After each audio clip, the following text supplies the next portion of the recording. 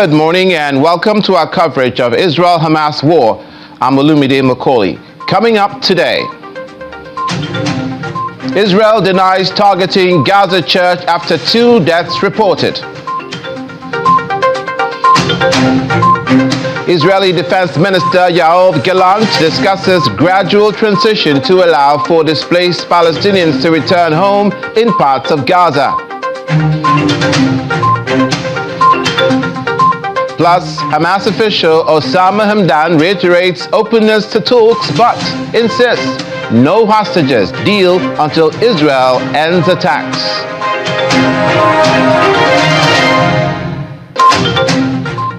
Thank you for joining us this morning. A rocket fired from Lebanon hit the northern Israeli city of Kiryat Shmona, causing damage. That is Kiryat Shmona causing damage, but no casualties were reported.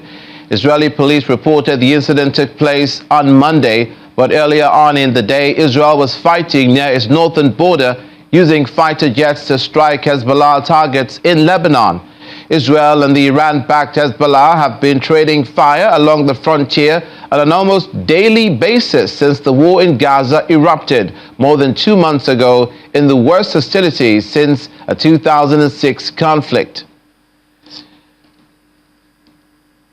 Now, during that attack, according to Israel's army, it struck targets in Syria after a number of launches from Syria towards Israel were identified. A video released by the army shows an explosion on what was said to be a Syrian target.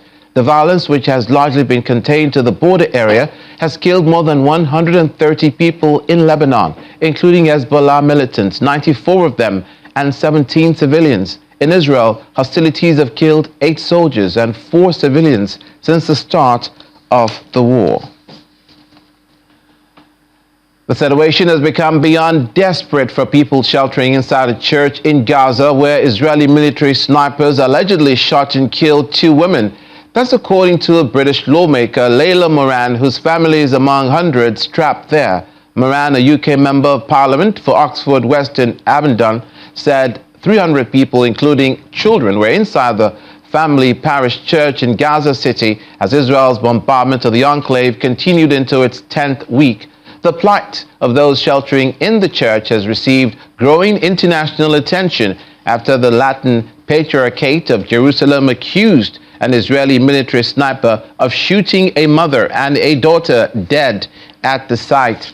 According to the Patriarchate, the 2 women had been walking to the convent when gunfire erupted. One was killed as she tried to carry the other to safety. 7 others were also shot and wounded in the attack at the church complex. The Patriarchate added that IDF tanks also targeted the convent of the Sisters of Mother Teresa, part of the church's compound that also houses 54 disabled people. The building's generator, fuel resources, solar panels, and water tanks were also destroyed.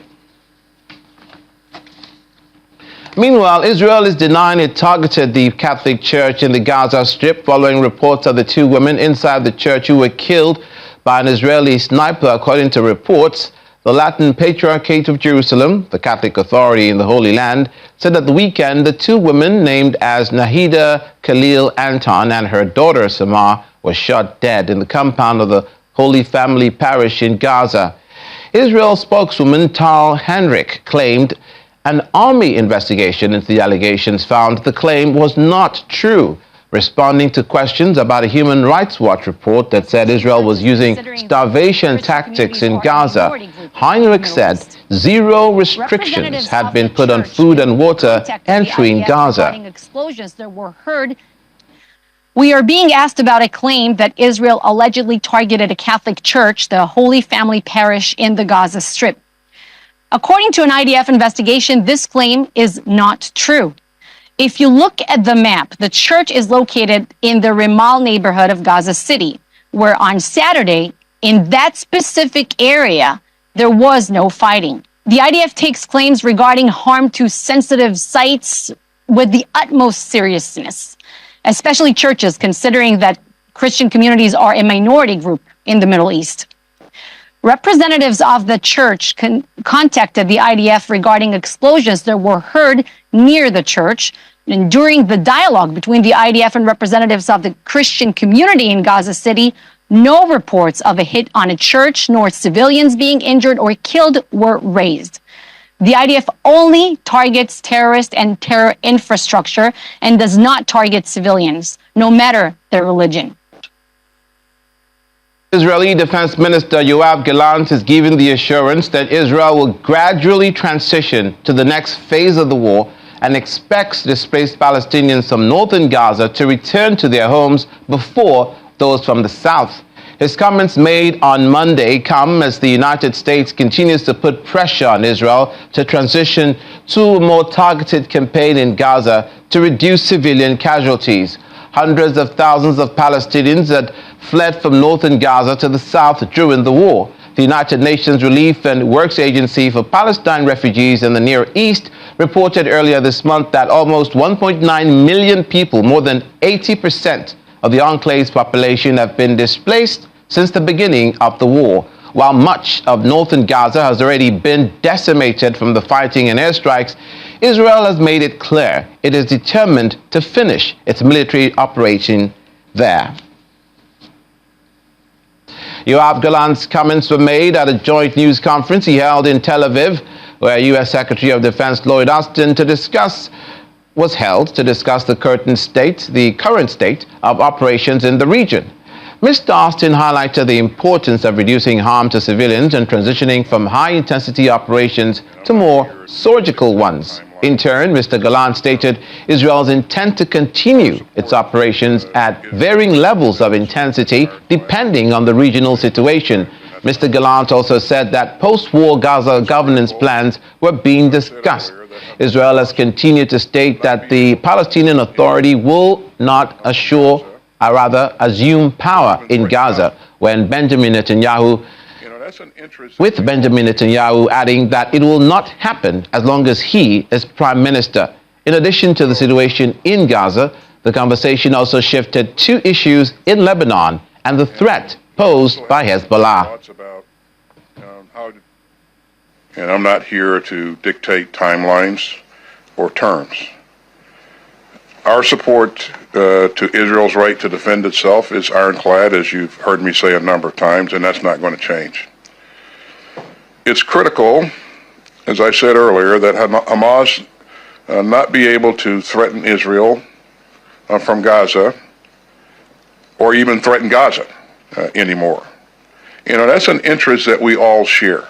It's a common interest with all of us.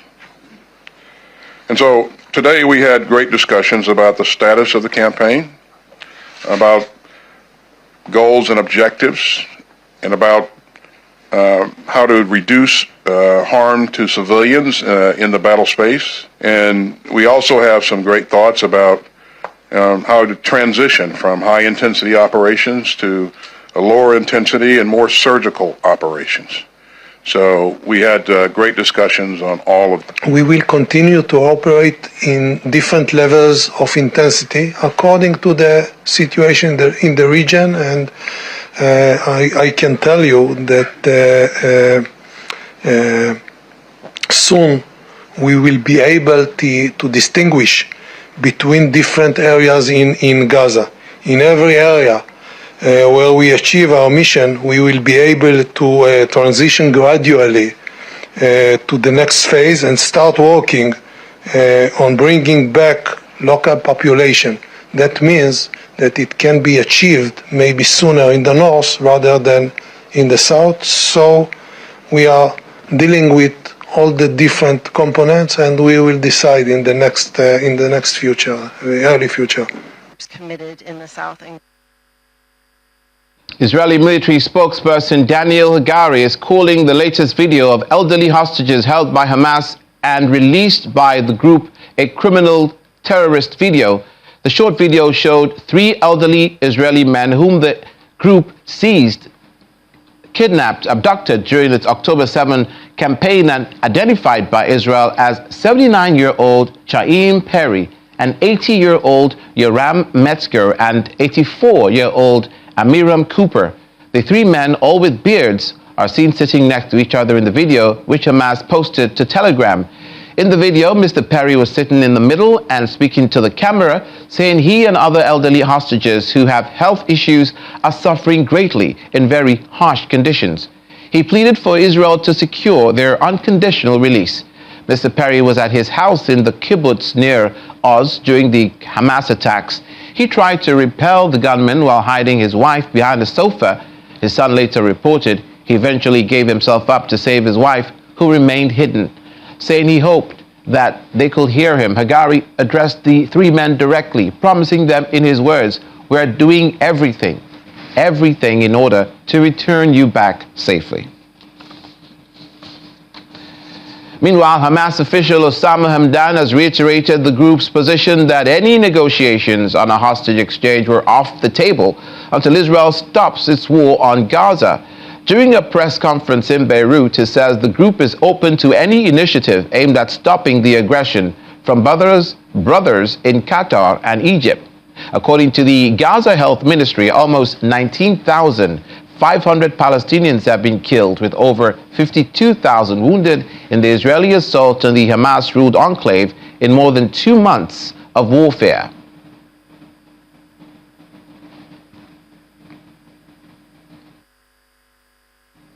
Now we bring in publisher of Ukraine business magazine, that is Lviv Today, and editor at the Odessa Review, Mr. Peter Dickinson. Mr. Dickinson is speaking to us virtually from Kyiv in Ukraine. Good morning and welcome to the program. Good morning. As we sift through the information coming out of the Middle East and we try and process what both sides are saying, in the case of the death of the women in the church vicinity, who are you more inclined to believe?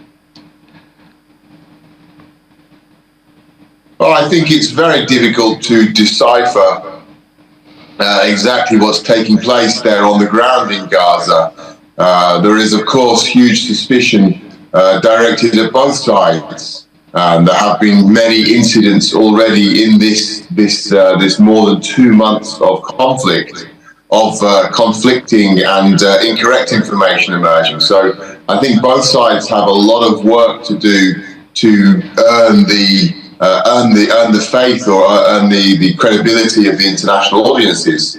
But I would say at this stage, the Israeli authorities have proven to be accurate on a number of occasions, and the Palestinian, or the Hamas in particular, has a long record of engineering incidents using the media. So I think there would be a significant element of doubt about any claims that are coming out of Gaza that are not independently verified. Now, Hamas spokesperson there, Hamdan, said that there will be no negotiations on hostages until Israel ceases fire. What is your reaction to this from the Hamas group? Well, I think it's unrealistic, unfortunately. Of course, there is huge pressure internationally, huge calls for a ceasefire, and the civilian population in Gaza is suffering terribly. But the Israeli position appears to be clear that they wish to go further than they have in the past, and they are intent on removing Hamas as a serious force in Gaza and in Middle Eastern politics, in fact, essentially suppressing, destroying this organization, Hamas. So the idea that they would allow a ceasefire to be imposed and for the essentially Israeli military operations to end is unrealistic. It's not going to happen. So there needs to be some middle ground in terms of negotiations for the release of these hostages. But from a Hamas point of view, what's the motivation? If they have the hostages, they have a bargaining chip. If they release the hostages, they lose their last possible bargaining chip. So I think that Hamas will hold on to as many hostages as possible in the hope they can use them as leverage to force a ceasefire, because Israel's position is clear that they will go further, and by all indications, Israel is preparing for a long military campaign that could last for many, many months, with the goal of eradicating Hamas. So for Hamas, it really is a matter of holding on to their last major bargaining chip, which is the hostages. Is Israel putting the cart before the horse by making plans for the governance of Gaza after this war when it has not been achieved at all? There's certainly a lot of skepticism about the Israeli position in terms of its long-term objectives, in terms of its long-term goals.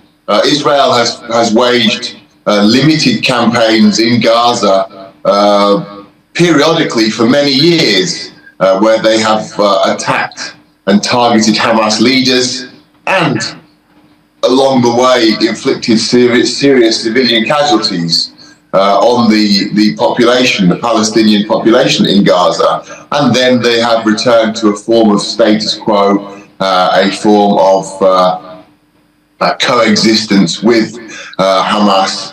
This time is different, according to the Israelis. This time they intend to go all the way. They've made clear they wish to end the rule of Hamas in Gaza. They wish to establish a new status quo, a new order in Gaza. But it's really not clear how they will do that. Hamas is not a state in the traditional sense. It cannot be defeated and then signed away via peace treaties. It is more of an idea than anything else. So it seems very difficult to imagine how they can completely destroy Hamas, as is their goal. And if they can't achieve that, then at some point, one would assume they will have to reconcile with the reality of a continued Hamas presence. So then why the long military campaign? Why the very high death toll? Why the civilian losses if they cannot achieve this stated goal? So I think, yes, when they talk about post-war realities, it does seem premature, and it is hard to see how they will achieve the stated goals that they are talking about. Is the United Nations, in your view, bringing a proportional amount or volume of pressure to bear on Israel, or rather on Hamas, for the release of the hostages, as it is on Israel for a ceasefire? Well, the United Nations in such crises is always criticised on all sides for its lack of proportion, or indeed its lack of effectiveness, its toothlessness. It's always a very, very difficult thing to weigh up. I think that they are probably they're not doing enough on either side, frankly, and this is something that we see repeatedly in recent years, where the United Nations is not an effective agent for peace when the situation becomes desperate. The United Nations has proven itself quite an effective provider of aid in humanitarian crises around the world, historically and recently, but it has again and again been exposed as ineffective when there are military operations underway. That is the case, I think, now in Israel, in the Gaza Strip, and I would imagine that neither side is in any way satisfied with what they're seeing from the United Nations. Which brings me, of course, to what's happening in Ukraine and Kyiv, where you are, where the Russian invasion continues and the Russia-Ukraine war remains. And one wonders what global crisis will shift the focus away from the Middle East to somewhere else, as it was shifted from Ukraine and Russia to the Middle East. I can tell you for free, God forbid, an attack in the United States will certainly do that. But what's your reaction to this shift of global attention? Oh, there is great concern in Ukraine that the world is forgetting about the Russian invasion. The Russian invasion continues with the same intensity. It is not decreased, it is not lessened. The casualty figures on a daily basis in Ukraine are in the thousands. So we are talking about the largest European war since World War II is still being fought with its at peak intensity here in Ukraine. Civilian casualties also continue. Russia continues to bombard Ukrainian towns and cities across the country on a daily basis. So there is no sense here of any let up in the war, but the international attention has dramatically shifted to the Middle East and has waned in a broader sense. And of course, this then takes away the sense of urgency for Western politicians in particular to take action on behalf of Ukraine, to take action against Russia. So there is a great sense of alarm in Ukraine that the tragedy, the crime that is taking place here is no longer in the international spotlight and is in danger of being forgotten. This big brother role that the United States has, and formally, I say formally because it's argumentative now, of being the world's police, and the role that they are playing with Ukraine's aid, which has been said that if that wanes, and also the support from the EU, if that happens, that obviously that Ukraine will lose the war and it will be detrimental for security in Europe further down the road. Is this a conservative assumption, or is this really something that is a reality that could happen? Well, certainly if Ukraine does not receive further support from the United States and from the European Union, it is difficult to see how Ukraine could continue defending itself in the manner it has done for the past 2 years. We would be unlikely to see a complete end of hostilities. Russia would advance, and we would see more of Ukraine fall under Russian occupation. Now, as you say, the big question is, would Russia, if it wins in Ukraine, would Russia go further? Now, that is the great unknown quantity. Russia, of course, says no, we have no more territorial ambitions. But the indications are that Russia is preparing for a long war. They are developing a war economy in Russia. President Putin is establishing an alliance of different autocratic states, together with Iran, North Korea, China, and other like-minded authoritarian regimes. The rhetoric coming out of Russia is increasingly anti-Western. They are developing an ideological foundation of an anti-Western state, and they are also creating a very militarized society. So it's difficult to imagine Russia simply stopping. The question would be, where would they go after Ukraine? Now, of course, a confrontation with NATO would be the most dramatic of all options. Many analysts feel that is still unrealistic. However, it might not necessarily be a direct confrontation as in a war, a conventional war with NATO. What we may see is Russia being encouraged by the weakness of the West in Ukraine, wishing to test NATO, to expose the weakness of NATO, and hopefully, ultimately, to collapse the alliance. So while it's difficult to say where Russia would go next, I think it's very unrealistic to assume that Russia would be victorious in Ukraine and would simply stop. Frankly, I think that's wishful thinking. Indeed. Well, while it appears Russia and Iran are playing tag team with at least a supply of weapons aiding Russia from Iran, I beg your pardon. Speaking of which, that is Iran. Do you think that direct pressure on Iran from the West, and especially from the United States, could impact the current position of Hamas? Yes, I think Hamas is vulnerable in the sense of its supply lines. There's very little production or manufacturing going on inside the Gaza Strip or anywhere in the Palestinian Authority. They are highly dependent on their their partners and their patrons, the foremost of which is Iran. Now, Iran has been quite cautious in its public statements with regard to the current war in Gaza. And I think that there is potential to influence on Iran further via pressure internationally. However, Iran has already been sanctioned for more than 3 decades, almost 4 decades, I believe. It's one of the most sanctioned countries on the planet. So there is limited leverage there in terms of what can be done in addition to keep Iran from arming the Hamas fighters more. But still, it's certainly one of the main levers that the Western world has and that America has, is to target Iran as the chief patron and supplier of Hamas.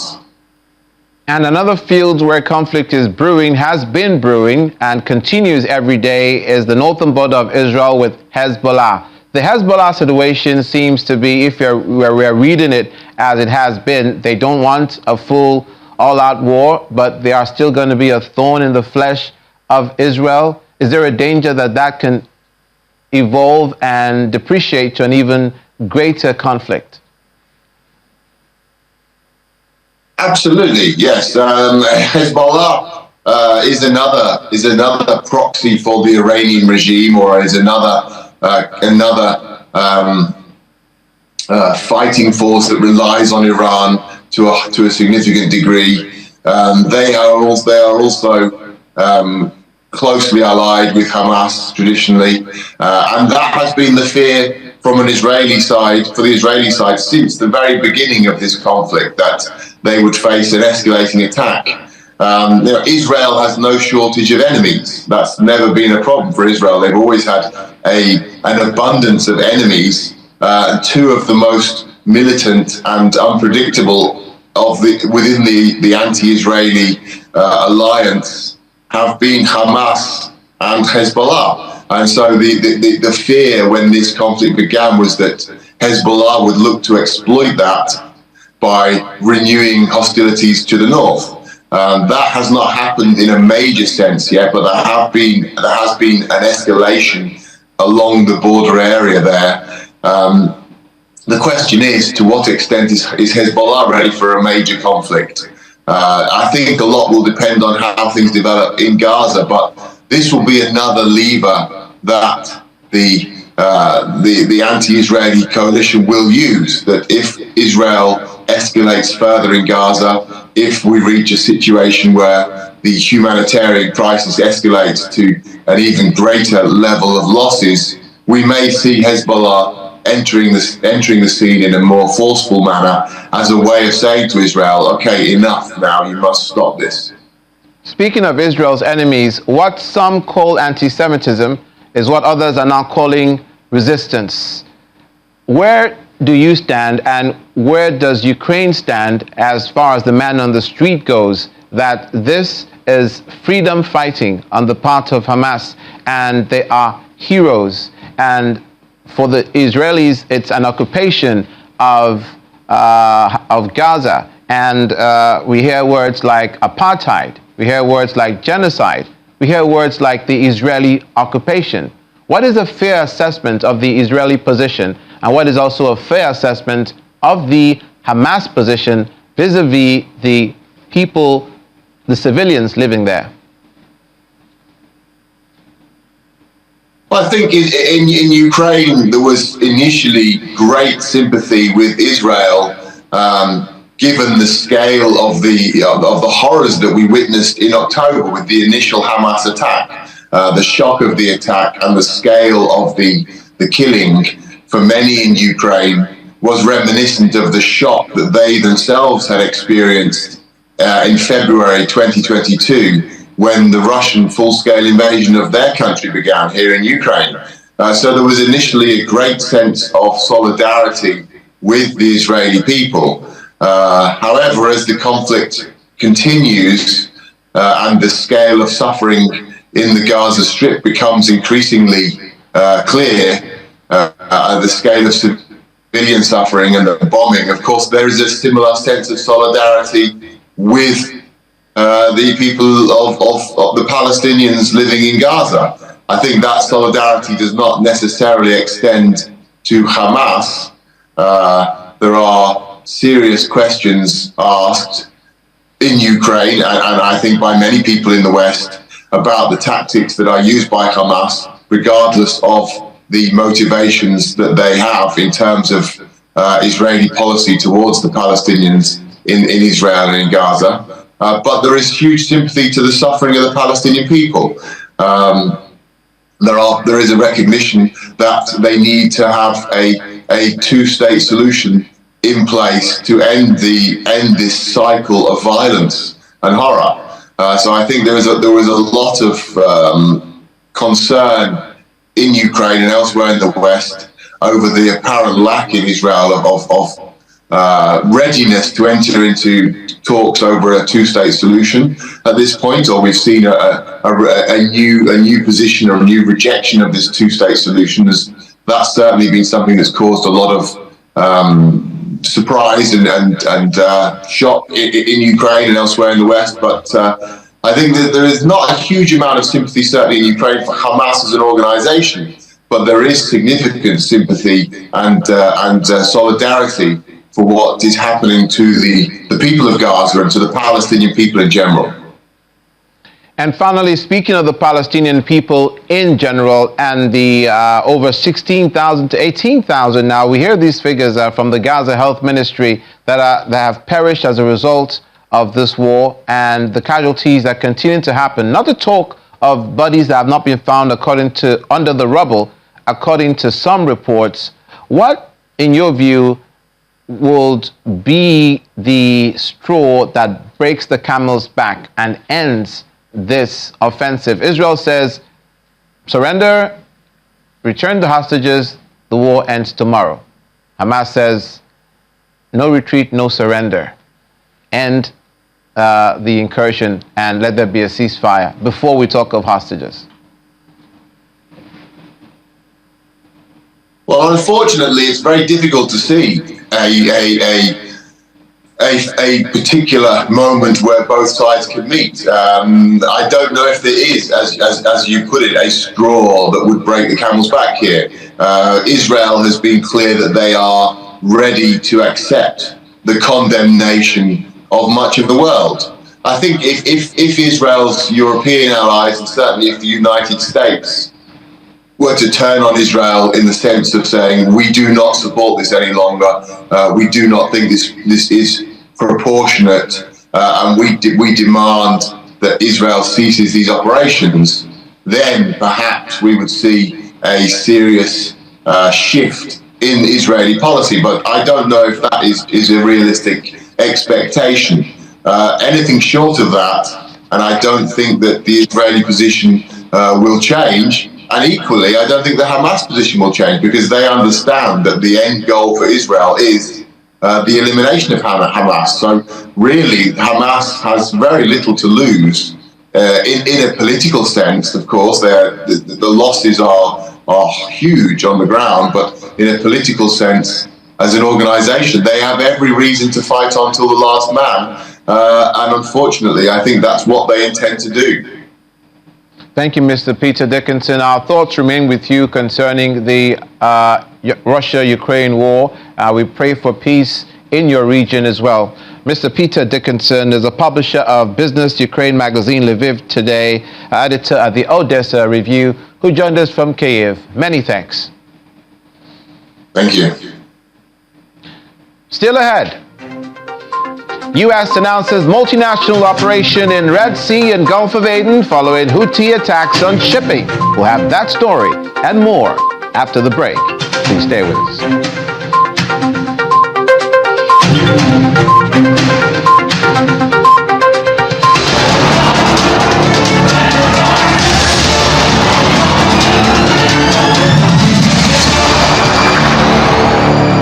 Welcome to the second half of today's coverage of Israel-Hamas war. Now, U.S. Secretary of Defense Lloyd Austin has announced a new U.S.-led operation focusing on the security challenges in the southern Red Sea. and the Gulf of Aden following recent attacks by Houthi forces on commercial marine traffic in the region. Mr. Austin, who was in the region for meetings with senior Israeli officials to discuss the Israel-Hamas war, says countries must come together to tackle the challenges posed by non-state actors. The multinational operation includes the United Kingdom, Bahrain, Canada, France, Italy, the Netherlands, Norway, Seychelles, and Spain.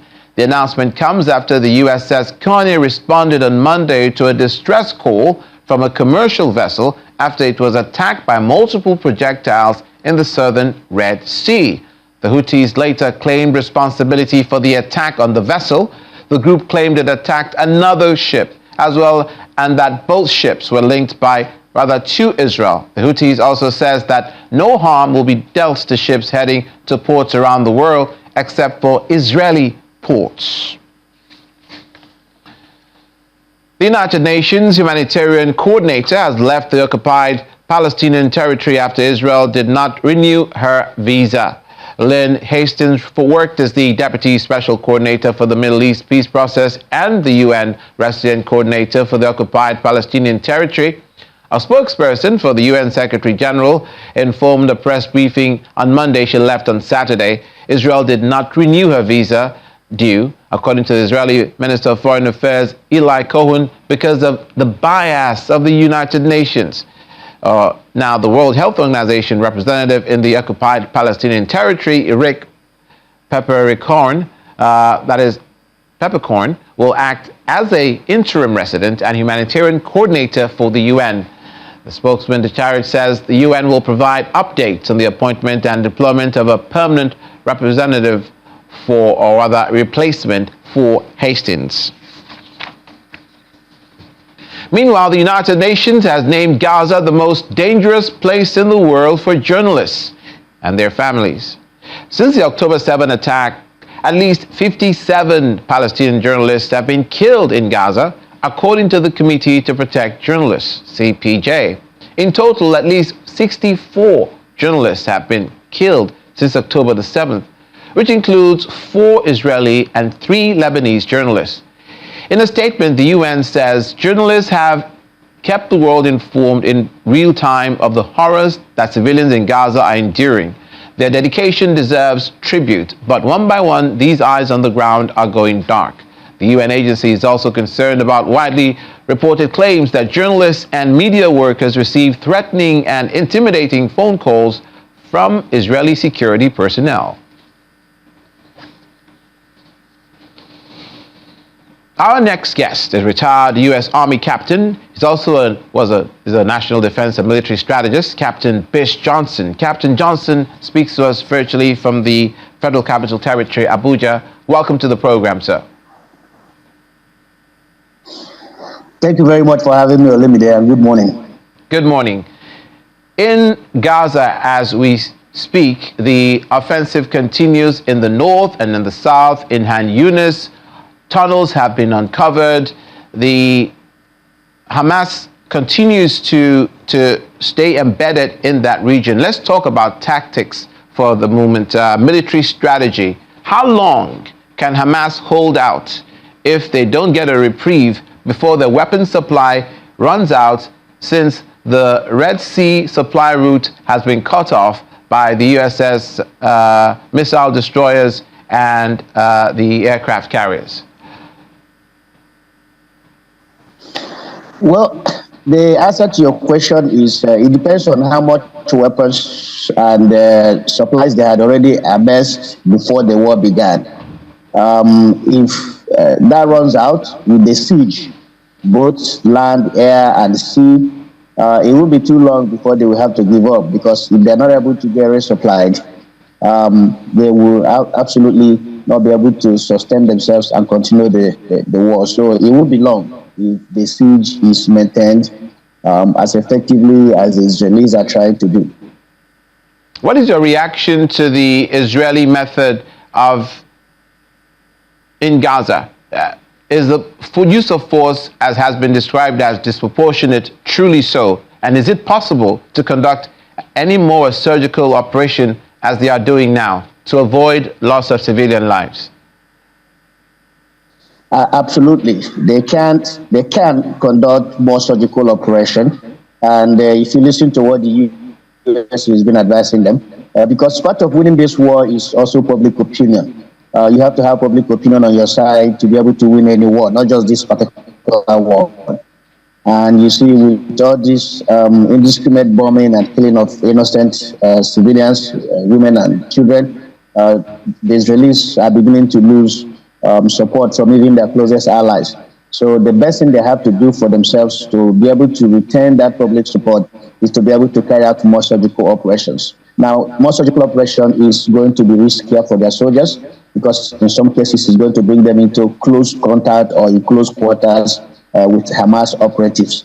But with all the area bombardment and the operations that they have carried out all this while, they have been able to reduce the capability of Hamas to pose serious threat to their soldiers. But nevertheless, in close quarters, there's always going to be risk to soldiers. So yes, they can carry out more surgical operations depending on intelligence. The intelligence have to also be up the game. They have to be able to know imprecise where the enemy is located, its location, that is position. I mean, that's how they're spread, and then they will be able to fashion out a more safer and a more effective approach to be able to make contact with Hamas operatives and be able to dislodge or decapitate them.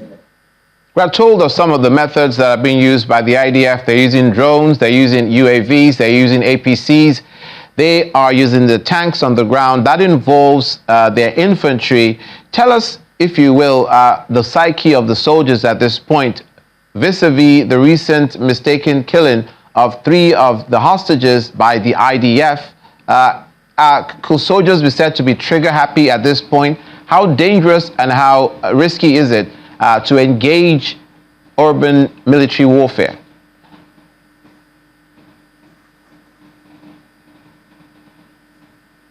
Yeah, urban warfare is the most complicated warfare you can ever imagine. It's very complicated because we are operating in a very limited and highly restricted area. And because of the usually population of urban areas, you're going to have a lot of civilians that you want to avoid. So yes, it's very complicated, it's very difficult, it's the commander's nightmare. However, it has been done before, and I think the Israelis are doing it now, although there has been a high level of collateral damage. But usually when you have, this kind of urban warfare, particularly when you are doing area bombardment, there's always that tendency to make mistakes, and that will lead to loss of lives, innocent lives.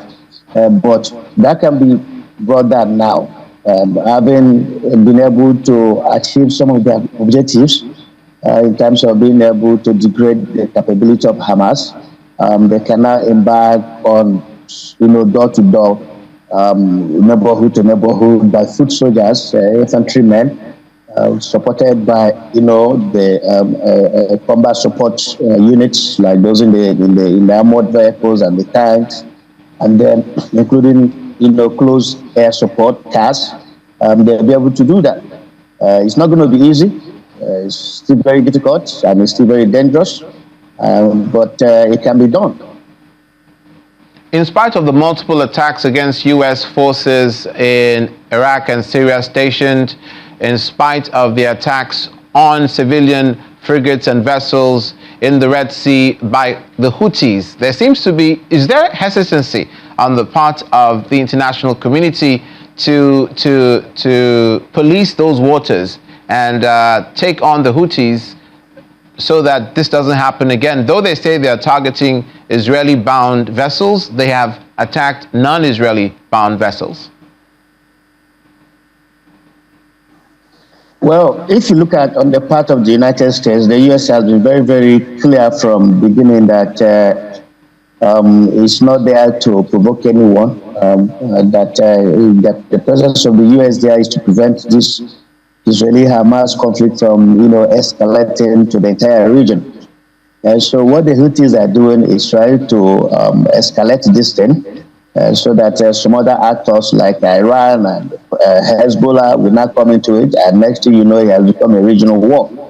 So that's why you see that kind of reluctance and hesitance on the part of the international community to engage the Houthis, so that this conflict does not escalate and engulf the entire region.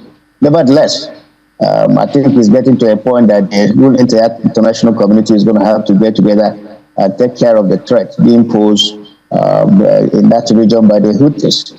There must be that, unrestricted access to international waters so that trade and economy can flourish. If you have those kind of threats, indiscriminate use of armed drones and rockets in the sea, of course, that's going to affect the movement of, commerce, goods and services, and that will definitely impact the global economy. Considering the fact that the world is just now recovering from the economic impact of COVID-19. So it is therefore very important that the international community, just like the U.S. Secretary of Defense has said, gets together and figure out a strategy to take care of these Houthis, the threat posed by these Houthis in Yemen. But this U.S. policy, is it one of appeasement? Is it a conciliatory policy? Is it will it be a successful one down the road? Because it hasn't curtailed the attack, so to speak. And the arguments that even the U.S. forces are like sitting ducks, and anyone can just take a shot at them and not get a commensurate reply from the United States. Personally, I wouldn't describe that as one of appeasement. I think I'm seeing that as more of caution, because nobody wants to see that whole region engulfed in conflict.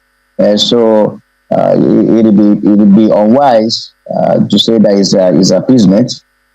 Because nations are being reluctant to engage the Houthis. The Houthis cannot pose any serious threat to U.S. firepower. If the U.S. decides that they will take out the Houthis, it will just be a matter of weeks. Those who threats in Yemen will be eliminated. But the U.S. is being careful not to draw in other actors like Iran, like Hezbollah, and to ensure that this conflict is limited within Gaza and within the IDF and Hamas. And so that is why you're seeing that reluctance on the part of the international community. It's not that the Houthis are that of serious threat to U.S. and its allies. No, we certainly hope so, Captain Johnson. Finally, who do you think will blink first? This happens to be like a face-off of some sorts between Israel and Hamas. Who do we think is going to be blamed in this conflict between Israel and Hamas? Who will blink first? Because Gaza, the Hamas says that they will not release any hostages until Israel stops their military offensive. And Israel says they will never stop. Well, I think on this program I've said it before that Israel is in a very difficult situation because he has set two goals for himself. And those two goals are, antithetical to each other. They are contradictory to each other. They want to bring all the hostages home safely, and at the same time, they want to eliminate Hamas. They can't achieve both at the same time because they need to negotiate with Hamas to be able to get the hostages out. And in so doing, they're going to have to reach some compromises, and eventually Hamas may survive. Unless Israel decides that it's going to sacrifice all of those remaining hostages, that is the only way it can totally eradicate Hamas. And so it depends on what the Israelis want to do. If the Israelis, say, look, okay, we've gotten enough hostages released, there's going to have to be a price to be paid and go after Hamas. In that case, Hamas is going to have to blink first because Israel will now unleash all of the full powers of their armed forces, which Hamas is no match to. But if Israelis, takes into consideration the remaining number of hostages and their desire to get them out free, I'm sorry, they may have to negotiate with Hamas to be able to achieve that. Okay, thank you, Mr. Johnson. Captain Bish Johnson is a retired U.S. Army captain, also national defense and military strategist who joined us from Abuja. Thank you so much. Thank you very much for having me on Limited. Now, the situation in Gaza will be a key item on the agenda for UK Foreign Secretary David Cameron when he goes to France and Italy in the trip that has been promoted. In a statement, the UK Foreign Office says Cameron will call for increased coordination between allies to address the desperate humanitarian situation in Gaza. During the visit, he will reiterate his call for a sustainable ceasefire leading to a sustainable peace and for increased coordination across European allies to ensure life-saving aid can get into Gaza to alleviate the sufferings of the Palestinian people. Now, he will also meet French President Emmanuel Macron and Foreign Minister Catherine Colonna in Paris before going to Rome to meet Italy's Foreign Minister.